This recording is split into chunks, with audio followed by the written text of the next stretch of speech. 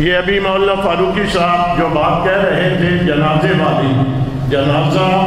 ہمارے بڑے بڑے اکابر، ہمارے بڑے بڑے بزرگ وہ یہ جملے کہہ کر کے گئے ہیں، ہماری پہچان ہمارے جنازے ہوا کرتے ہیں۔ میں نے بھی جنازے کا فضائی منظر آپ نے بنا کر کے بھیجا، میں نے اپنے موبائل کے اوپر دیکھا۔ جب میں نے جنازے کا وہ فضائی منظر دیکھا، ایمانداری سے آپ اس شہر میں بڑے بڑے سیاستدانوں کے جنازے بھی آپ نے پڑھے ہوں گے، لیڈروں کے جنازے پڑھے ہوں گے، آپ نے جرنیلوں کے جنازے پڑھے ہوں گے، آپ نے تاجروں کے جنازے پڑھے ہوں گے، آپ نے دنیا کے طبقوں سے تعلق رکھنے والے دنیا کے بڑے لوگوں کے جنازے پڑھے ہوں گے۔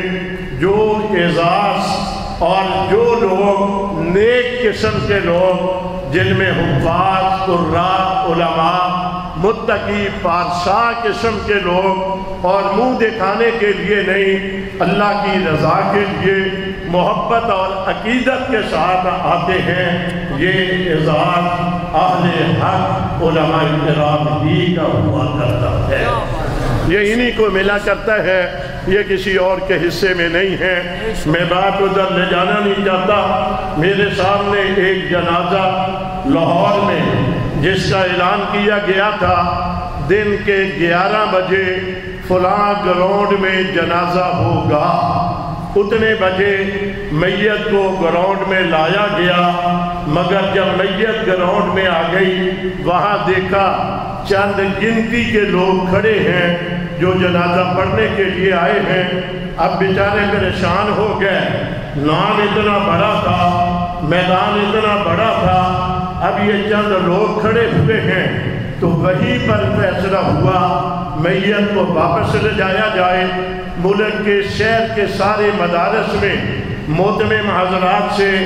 مدارس کے طلباء کی اپیل کی جائے تاکہ وہ طلباء علماء اس کے جنازے میں آئیں اور پتہ چلے یہ کوئی جنازہ ہوا ہے۔ میت کو واپس لے جایا گیا، پھر واپس لا کر کے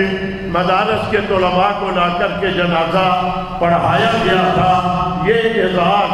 آپ کے بڑوں کا، آپ کی جماعت کی لیڈرشپ کا، آپ کے قائدین کا کہ بس 1 گھنٹہ پہلے شہادت ہوئی ہو اور اگر اعلان ہو گیا 2 گھنٹوں کے بعد جنازہ ہوگا، آپ کو وہاں پر ایک سمندر نظر آتا ہے جس کا کنارہ آنکھوں سے نظر نہیں آیا کرتا۔